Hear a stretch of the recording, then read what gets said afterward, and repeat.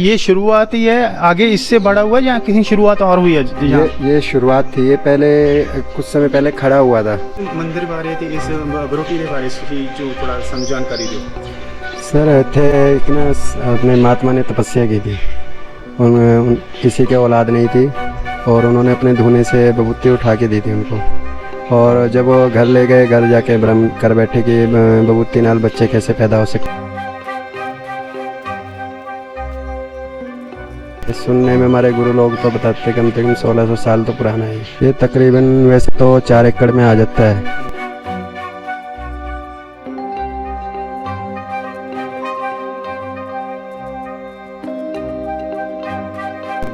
बाकी नाप तोल तो अभी तक कुछ किया नहीं है। तो यहाँ पे बहुत से मैंने पक्षी देखे हैं, बहुत से मोर बहुत हैं यहाँ पे, पक्षी बीच में इसमें रह रहे हैं, कितनी आवाज़ें आ रही हैं ना। तो कुदरत का बहुत सा नज़ारा यहाँ पे, वो भी उसका लोग आनंद लेते हैं। गांव के अंदर तकरीबन होंगे 70-80 घर होंगे। छोटा गाँव है, कोई ज़्यादा बड़ा गाँव।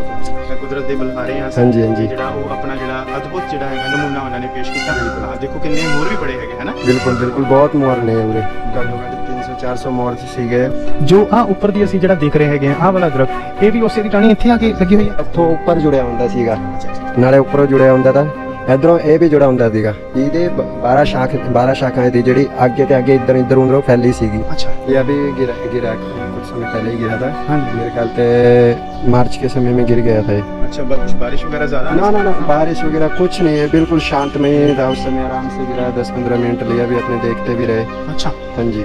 आप लोगों के देखते देखते ये गिर गया? हमारे देखते देखते हम लोगों ने शूट भी किया हुआ इसको गिरते समय। अच्छा, तो उसके बाद में ये आगे से वहाँ से फिर फूट चुका है? हाँ, ये फिर दोबारा से परमात्मा ने कृपा किया, फिर से उत्पन्न हो गया वहीं के वहीं। अब किसी ने टाणी तोड़ी थी, ਉਹਦੇ ਨਾਲ फिर आप बीती थी, ਉਹਦਾ एक्सीडेंट होया, मर गया। इन्ना सुनने में आया, मैं तो देखा नहीं है जी जी। बाकी एक दो और वाक्य ਜਿਹੜੇ ਹੋਏ ਮੇਰੀ ਅੱਖਾਂ ਦੇ ਸਾਹਮਣੇ, ਉਹ ਮੈਂ ਜਾਣਦਾ ਵੀ ਹੂੰ। ਜੋ ਮੇਰੀ ਅੱਖਾਂ ਦੇ ਸਾਹਮਣੇ ਹੋਏ, ਇੱਕ ਦੋ ਨੇ ਖੜੀਏ ਛੇੜਖਾਨੀ, ਉਹਨਾਂ ਨੂੰ ਭੁਗਤਣਾ ਵੀ ਪਿਆ ਹੈ। हाँ जी। बाकी अंदरूनी कोई मामले बहुत होंगे हैं, ਉਹਦੇ ਵਿੱਚ देखे गए। हाँ जी। सो ये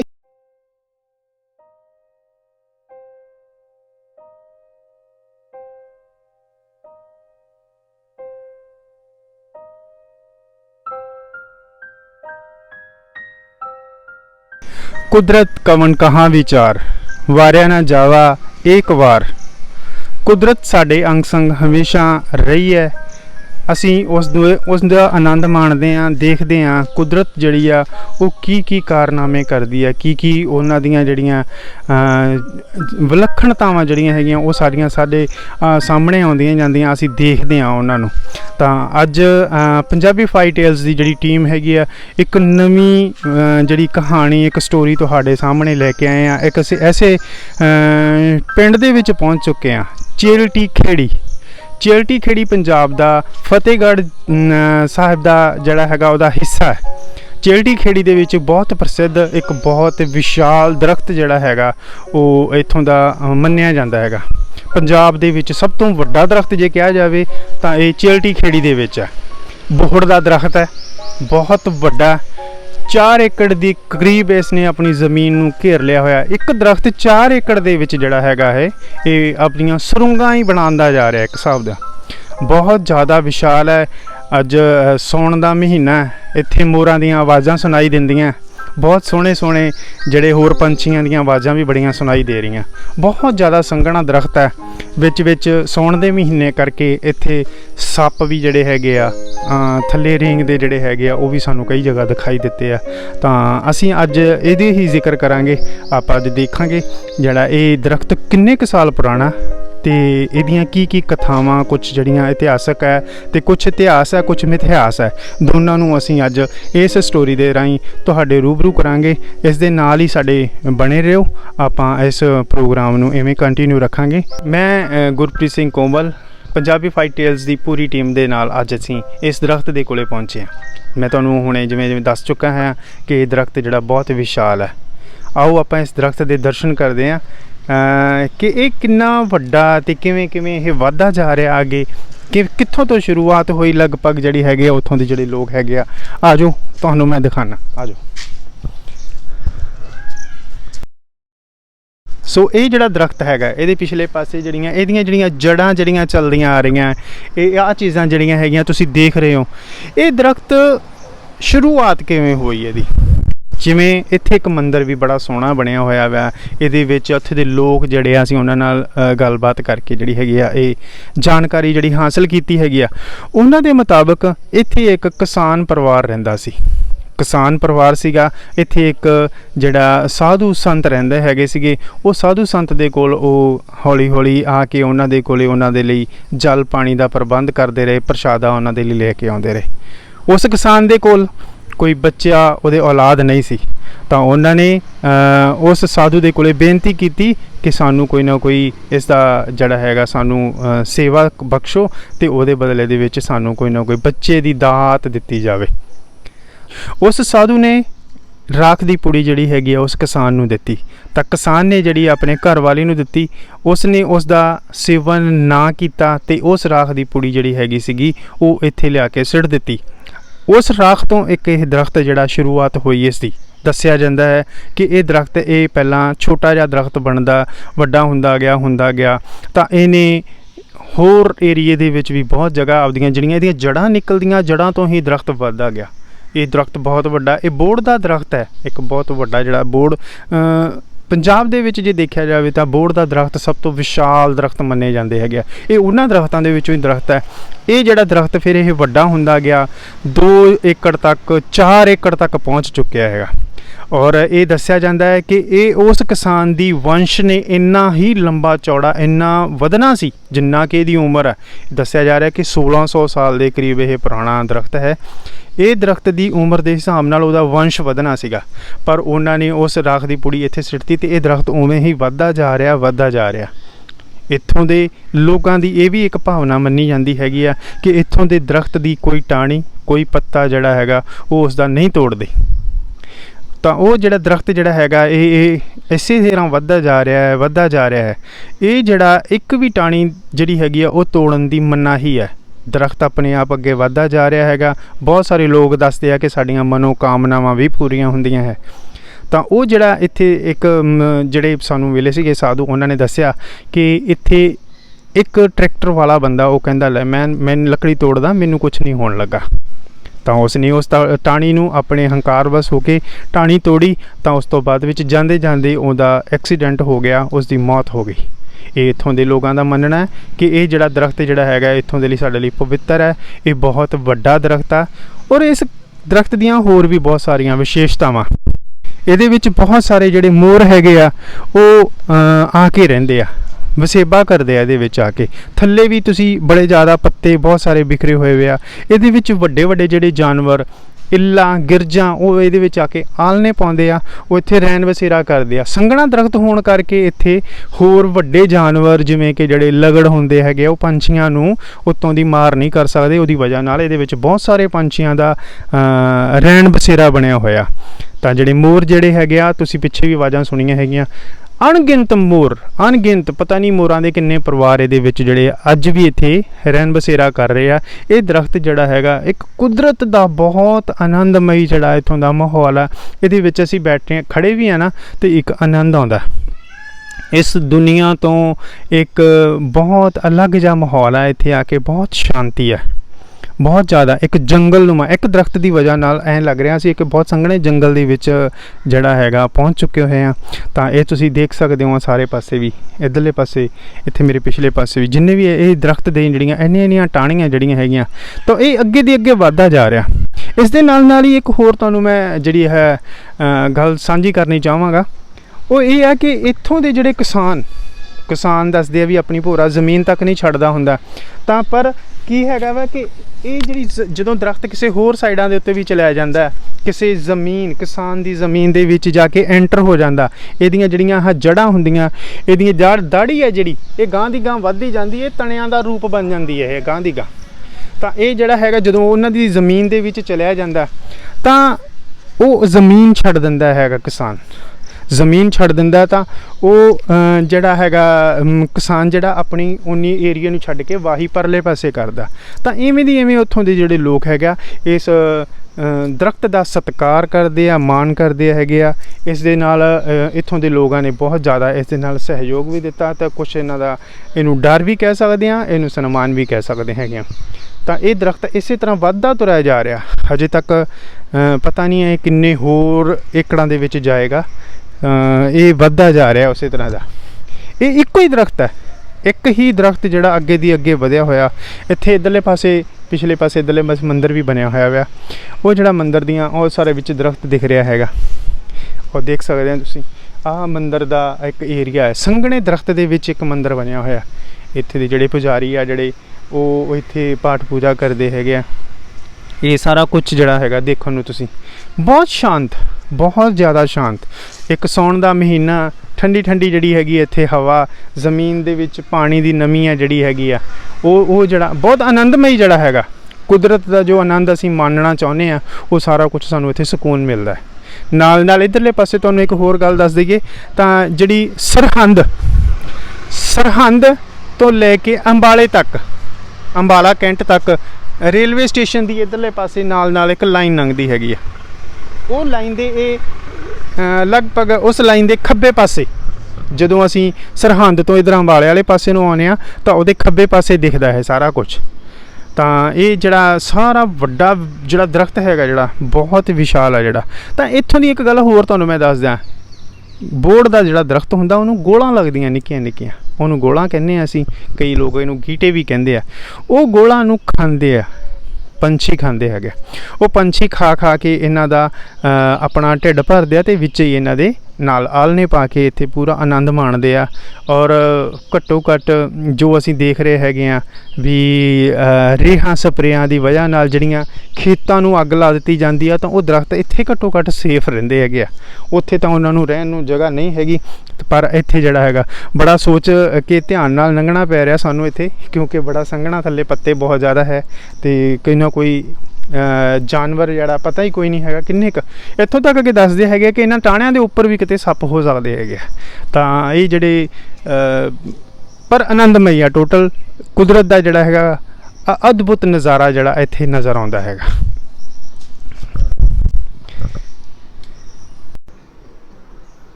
ਸੋ ਜੀ ਅਸੀਂ ਉਸ ਮੰਦਿਰ ਦੇ ਅੰਦਰ ਪਹੁੰਚ ਚੁੱਕੇ ਹਾਂ, ਸ੍ਰੀ ਸਿੱਧ ਬਾਬਾ ਬਰੋਟੀ। ਇਹ ਜਿਹੜੀ ਬਰੋਟੀ ਜਿਹੜਾ ਬੂਟਾ ਦਰਖਤ ਜਿਹੜਾ ਐਡਾ ਵੱਡਾ ਬੋੜ ਦਾ ਹੈਗਾ, ਉਹਦੇ ਦਰਖਤ ਦੇ ਅੰਦਰਲੇ ਪਾਸੇ ਇੱਕ ਇਹ ਬਹੁਤ ਵੱਡਾ ਮੰਦਿਰ ਹੈ। ਉਸ ਮੰਦਿਰ ਦੇ ਵਿੱਚ ਆਪਾਂ ਇੱਥੇ ਜਿਹੜੇ ਹੈਗੇ ਆ ਪ੍ਰਬੰਧਕ ਜਿਹੜੇ ਹੈਗੇ ਆ, ਇੱਥੋਂ ਦੇ ਜਿਹੜੇ ਬਾਬਾ ਜੀ ਹੈਗੇ ਆ, ਸਾਧੂ ਜਿਹੜੇ ਰਹਿ ਰਹੇ ਆ, ਅਸੀਂ ਉਹਨਾਂ ਦੇ ਨਾਲ ਗੱਲ ਕਰਾਂਗੇ, ਇਹਦੇ ਬਾਰੇ ਜਾਣਕਾਰੀ ਲਵਾਂਗੇ।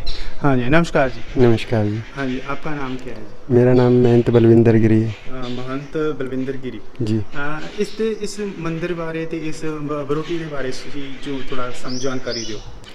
सर थे एक ना अपने महात्मा ने तपस्या की थी, उन किसी के औलाद नहीं थी और उन्होंने अपने धुने से बबूती उठा के दी थी उनको।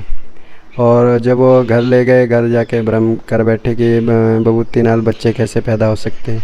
फिर वापस से यहीं आके गिर गए थे। फिर ये उसी बबूती से बड़ का पेड़ पैदा हो गया था, जो बाबा बरोटी के नाम से जानने लगे थे। जी ये कितनी देर पहले का है, ये कितना पुराना है आपके लिए? इसका पुराने का तो हम कुछ जानते नहीं भी कितना पुराना है कितना नहीं। वैसे सुनने में हमारे गुरु लोग तो बताते कम से कम 1600 साल तो पुराना है। तो ये मंदिर तब का ही है या उसके बाद में कितनी देर बाद में बना हुआ है? मंदिर तो है काफ़ी समय बाद अभी बना है, कुछ समय बाद ही। हाँ जी।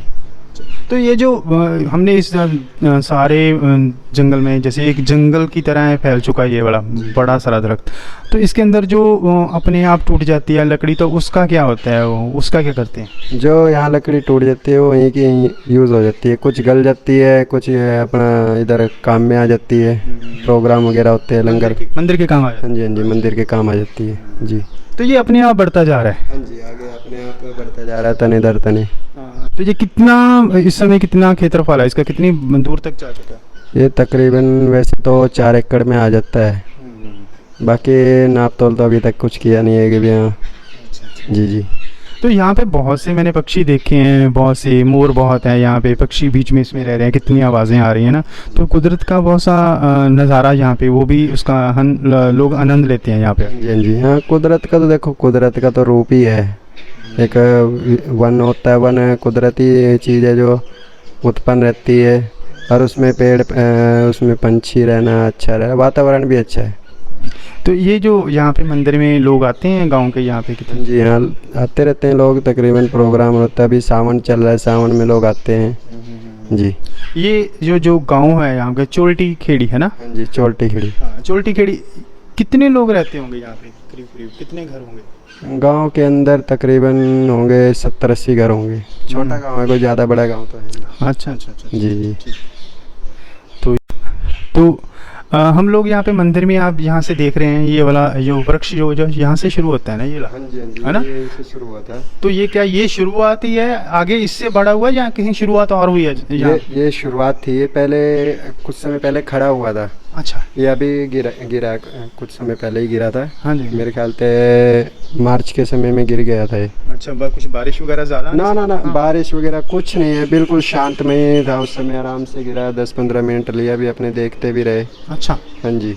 आप लोगों के देखते देखते ये गिर हाँ, गया? हमारे देखते देखते हम लोगों ने शूट भी किया हुआ है इसको गिरते समय। अच्छा। हाँ तो जी। उसके बाद में ये आगे से वहाँ से फिर फूट चुका है? हाँ, ये फिर दोबारा से परमात्मा ने कृपा किया, फिर से उत्पन्न हो गया वहीं के वहीं। आप लोग इसको बुरुटी बोलते हैं? हाँ जी। बुरुटी हिंदी का लफ्ज़ है, क्या है ये ब्रोटी वैसे शब्द है, क्या कह सकते हैं, वैसे ब्रोटा भी कहा जाता है और ब्रोटी भी कहा जाता है। ब्रोटा बूठे को दरख्त को कहा जाता है। हाँ जी, हाँ जी। मगर हम लोग जो पंजाब दे लोग ਹੈਗੇ, हाँ जी। पंजाब दे लोग इसਨੂੰ ਬੋੜ ਦਾ ਦਰਖਤ ਕਹਿੰਦੇ हाँ जी, बोड़ दा दरख्त कहते ਬੋੜ ਦਾ हैं। ਦਰਖਤ ਕਹਿੰਦੇ ਆ ਨਾ। हाँ जी। ਇਹਨੂੰ ਨਿੱਕੀਆਂ ਨਿੱਕੀਆਂ ਗੋਲਾਂ ਲੱਗਦੀਆਂ ਜਿਹੜੇ ਕਿ ਤੋਤੇ ਗਿਟਾਰਾਂ ਬਹੁਤ ਸ਼ੌਂਕ ਨਾਲ जी ਖਾਂਦੇ जी जी जी। ਹੈ ਨਾ? हाँ जी। ਉਹੀ ਹੈ ਨਾ ਇਹ ਚੀਜ਼। ਤਾਂ ਉਹ ਤੁਸੀਂ ਉਹਨੂੰ ਬਰੂਟੀ ਦਾ ਨਾਮ ਦਿੰਦੇ, ਤੇ ਇਹ ਅਸਲ ਦੇ ਵਿੱਚ ਪੰਜਾਬ ਦਾ ਹਾਂ। ਸਭ ਤੋਂ ਵੱਡਾ ਜਿਹੜਾ ਦਰਖਤ ਮੰਨਿਆ ਜਾਂਦਾ ਬੋੜ ਦਾ ਦਰਖਤ ਹੈ। हाँ जी, हाँ जी, सब तो बड़ा मन में। ਹਾਂ, ਸਭ ਤੋਂ ਵੱਡਾ ਦਰਖਤ ਹੈ ਜੀ, ਜਿਹੜਾ। ਜੀ, ਜੀ। ਤਾਂ ਇਹ ਮੇਰਾ ਖਿਆਲ ਆ ਪੰਜਾਬ ਦਾ ਸਭ ਤੋਂ ਵੱਡਾ ਇਸ ਟਾਈਮ ਦੇ ਉੱਤੇ ਚੋਲਟੀ ਖੇੜੀ ਵਾਲਾ ਜਿਹੜਾ हाँ ਵੱਜਦਾ जी, ਹੈਗਾ। हाँ जी, हाँ जी। ਮੇਰਾ ਖਿਆਲ ਇਦਾਂ ਦੇ ਦਰਖਤ ਜਿਹੜੇ ਹੈਗੇ ਆ ਉਹ ਕਲਕੱਤਾ ਦੇ ਵਿੱਚ ਵੀ ਹੈ। एक कलकत्ता च है गया, बेंगलोर में भी है गया, ਹਾਂ, ਪਰ ਪੰਜਾਬ ਦੇ ਵਿੱਚ ਇਹੀ पंजाब ਹੈ। दे विच आ है गया। ਹਾਂਜੀ ਹਾਂਜੀ जी, ਬਿਲकुल जी। ਬਿਲकुल ਹਾਂਜੀ। जी। ਹੋਰ ਕੋਈ ਜਾਣਕਾਰੀ ਇਹਦੇ ਬਾਰੇ? बस और क्या जानकारी, अभी देखो हम माना अभी ये गिरा था, फिर दोबारा से वहीं से उत्पन्न भी हो गया है। जी जी जी। ये बस इसी की कायाकल्प हैगी। इसको वैसे हम कल्प वृक्ष के नाम से भी जानते हैं ज़्यादातर, तो हमारी संस्कृत भाषा में तो हम इसे कल्प वृक्ष ही कहते हैं। अच्छा अच्छा अच्छा। जी जी। ये एक तरफ तो मुझे बढ़िया बात भी है, पंजाब में धड़ाधड़ वृक्ष को काट दिया जाता है हाँ जी, बिना सोचे समझे। जी।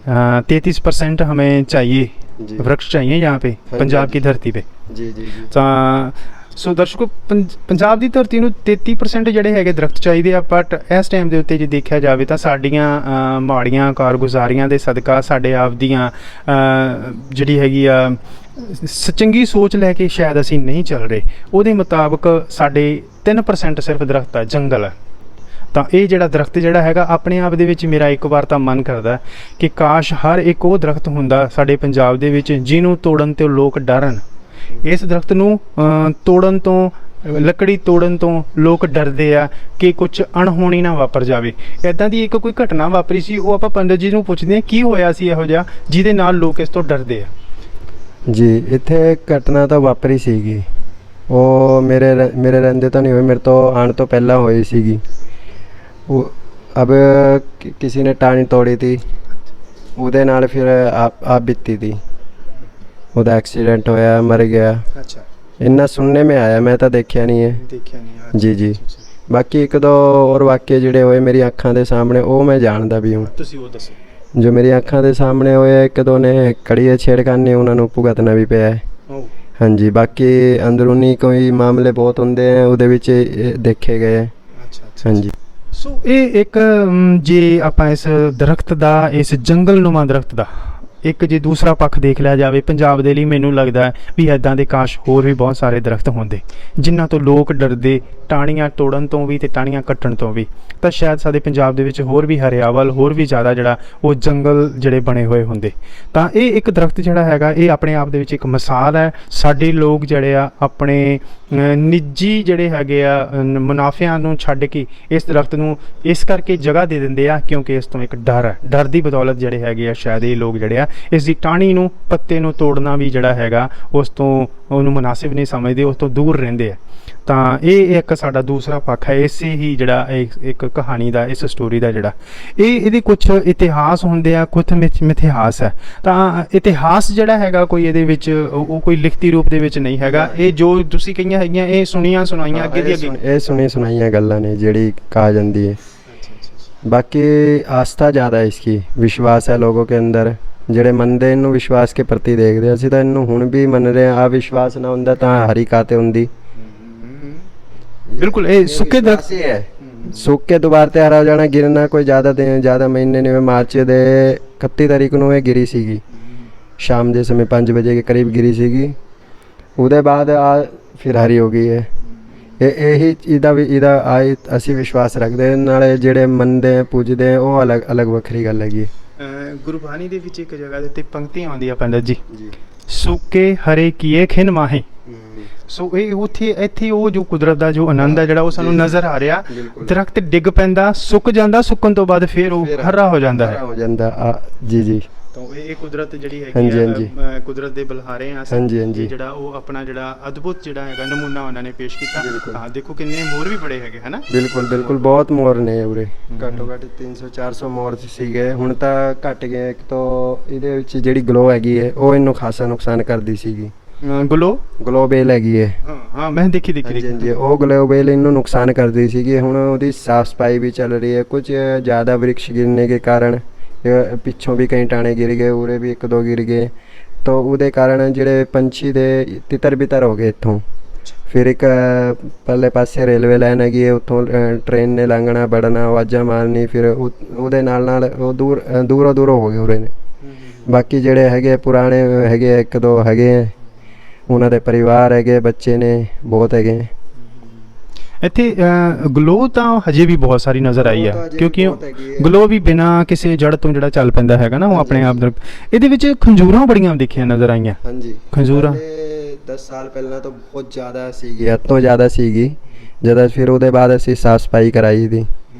ਫਿਰ ਕਿਉਂਕਿ ਅਸੀਂ ਅੰਦਰ ਵੇਖਦੇ ਤੇ ਨਾ ਜਦ, तो अंदर ही अंदर खोखली ज़्यादा होती जा रही थी। फिर असी सफाई कराई आई सोच के भी यदि जी जड़ा तो ये चीज़ ये वृक्ष बचा रह जाए, नहीं तो ये कदों तक ख़त्म होने के कदार पे खड़े सीगा।